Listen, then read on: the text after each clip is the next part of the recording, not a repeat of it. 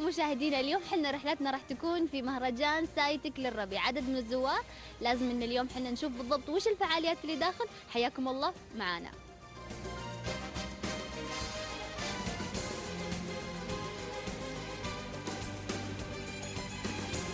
في البداية مثل هذه المهرجانات تسهم في يعني تعزيز نوع من السياحة في المملكة العربية السعودية وبالتحديد في المنطقة الشرقية. سايتك في لها مهرجان، هذا المهرجان مميز، كيف أنت ترى؟ طيب، بسم الله الرحمن الرحيم. بادئ ذي بدء أرحب بكم في سايتك، وهذا بيتكم ومحلكم. المهرجان الترفيهي الذي حل علينا قبل 3 أيام تقريبا هو يتطابق مع إجازة منتصف الفصل الدراسي، ونحن في سايتك لدينا فعاليات ثابتة طوال العام، 7 أيام في الأسبوع، 365 يوم في السنة. في الإجازات نصمم مهرجانات يعني تناسب المناسبات هذه. المتوقع خلال هذا الأسبوع أن يصل عدد الزوار كما حصل في إجازة الربيع في حدود 30,000. وش اسمك؟ متعب عبد العزيز اليابس. متعب، أنت من وين جاي؟ الرياض. الرياض، إيش رأيك في مهرجان سايتك؟ حلو. وش أحلى شيء فيه؟ مهرجان. علي يقول لي وش أكثر شيء حبيته في المكان هنا؟ الأفلام. أفلام؟ ليه؟ يعني أول مرة أشوف أفلام كذا 3 الأبعاد وزي كذا، حلو. تجي مرة ثانية؟ إن شاء الله. مرحبا. هلا والله. هبة، أنا قاعدة أشوفك ترسمين على الوجه. ايوه. تعب هذه المهنة؟ لا، هي هواية ما باخذها بناحية تعب، هي فيها تعب بس عادي يعني. طيب، تلاحظين وش أكثر إقبال على الرسومات عند الأطفال؟ البنات على طول الفراشة والأولاد سبايدر مان أكثر شيء. طيب، وش تقولين لزوارنا اللي جايين من مناطق المملكة المختلفة؟ يعني المنطقة كثير حلوة والمكان كثير روعة ومكان سياحي وتعليمي للأطفال، مرة مفيد. مشاهدينا، الحين حنا وصلنا في ركن النحت. خلينا الآن نتعرف على النحاتين ونتعرف أيضا على الأعمال اللي يقومون فيها. نتعرف عليكم. أمير يونس، نحات على الخشب. حياك الله أستاذ أمين. علي بكر.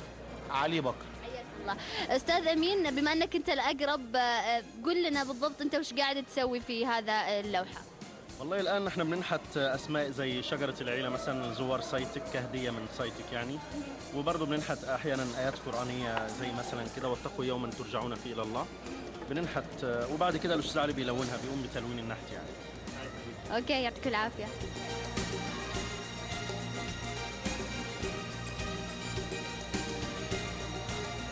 الحين مشاهدينا للي يحبون يتعلمون والركن التعليمي واشياء زي كذا، احنا الحين راح ندخل الركن وراح نعرف بالضبط وش الخبايا اللي هو محضرها لنا.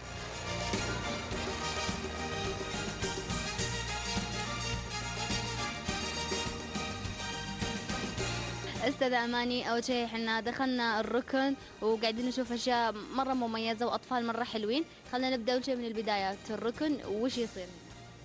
هنا مكان يجي الأطفال بيتجمعوا وبتسألهم المدربة معاهم سؤال. طبعا الأطفال أعمارهم تتفاوت من 4 سنين إلى 12 سنة، فكل سن بيمشي حسب سنه وحسب الأسئلة اللي تناسبه هو اللي يقدر يجاوب عليها، وبيمشي مرحلة هنا كم سؤال عام وبعدين يروح للمنطقة اللي بعدها. الصوف هنا هو يسموه فن حياكة النول، والبنت بتقعد تتعلم عليها، تمشي معاها خطوة خطوة. هنا بيكون عن حاسة اللمس، بيدخل الطفل يده في البيت أو الكوخ وبيلمس أشياء معينة. تحب تجربي؟ شكله فيل؟ شكله فيل؟ يعني فيل. أوكي، طلعي شوفي. لا. عندك هذا ركن الذكاء. يجي الطفل ويشوف الألعاب قدامه ويحاول يركبها، فهذه تفاوت الأعمار. طبعا 12 سنة يبدأ يحبه هنا.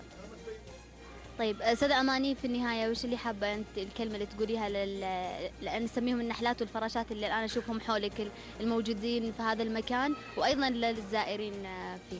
طبعا البنات الله يعطيهم ألف عافية ما قصروا صراحة، والأطفال هنا إن شاء الله إنهم يجون أكثر من كذا. برضه هم الأطفال ما شاء الله فيهم نشاط، فيهم حيوية، ويشوفوا الأشياء وبيتفاجئوا فيها أكثر، لدرجة ممكن يلعبوا اللعبة أكثر من مرة ويصروا إلا يجيبونها. يعني زي حياكة النول، زي الألعاب هذه حق الذكاء، يصروا إنهم يكملوها للآخر.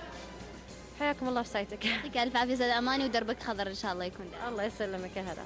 كذا مشاهدينا تكون جولتنا في مهرجان سايتك الربيعي انتهت، ان شاء الله احنا راح نلتقي فيكم حلقه جديده في مهرجانات من اجمل المهرجانات اللي موجوده في المنطقه الشرقيه. الى ذلك الحين لكم مني اجمل واطيب واحلى اللقاء، الى اللقاء.